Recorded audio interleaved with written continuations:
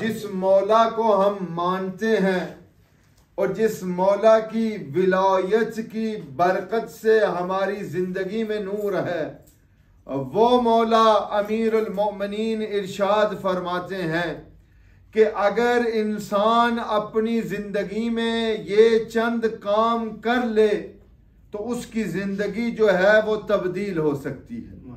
यानी किसी ने मौला से ये पूछा, मौला ये बताएं कि मैं अपनी जिंदगी में किस तरह से तब्दीली लेकर आऊं, तो मौला इरशाद फरमाते हैं कि जो शख्स तुमसे नफरत करता है तुम उससे प्यार करो।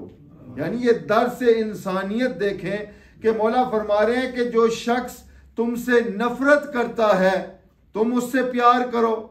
क्या दर्स मौला दे रहे हैं कि यानी कोई शख्स तुम्हारे साथ किसी तरीके से पेश आए, अच्छे तरीके से या गलत तरीके से, हमारा ये फरीजा है कि हम मौला के मानने वाले हैं, हम रसूल के चाहने वाले हैं, हमारा किरदार ऐसा होना चाहिए कि उसकी नफरत के बदले जब हम उसे प्यार अता करेंगे तो हो सकता है उस प्यार की वजह से उसकी भी जिंदगी तब्दील हो जाएगी, हमारी जिंदगी भी तब्दील हो जाएगी।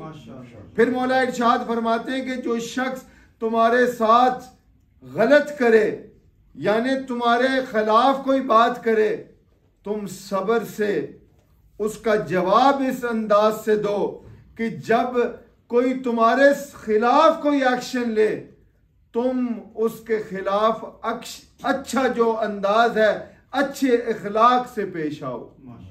यानी जरूरी नहीं है कि अगर कोई आपको एक गाल निकाले उसके बदले आप दो निकालें ना। देखिए किस तरह से मौला तरबियत कर रहे हैं कि कोई अगर आपके साथ गलत करे आप उसके साथ अच्छे तरीके से अखलाकी तौर पर उसके साथ अच्छे अंदाज से पेश आए। फिर मौला फरमाते हैं कि जो तुम्हें कुछ अता नहीं कर सकता, जो तुम्हें तुम्हारे मुश्किल वक्त में तुम्हारी मदद नहीं कर सकता, तुम्हें जब भी मौका मिले तुम उसकी मदद करो।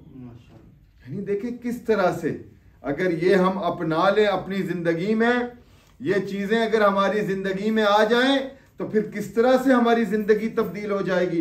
फिर मौला फरमाते हैं कि ये ना भूलो कि अगर तुम किसी को माफ नहीं करोगे तो फिर खुदा तुम्हें माफ कैसे करेगा। देखिए we need to learn to forgive.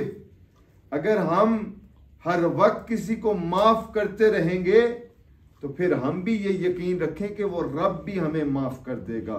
और आखिर में मौला फरमाते हैं कि बेशक तुम्हारे लिए कोई दुआ करे या न करे, तुम पर यह वाजिब है कि तुम हमेशा दूसरों के लिए दुआ करते रहो। और इसी बात पर इमाम जाफर सादिक अलैहिस्सलाम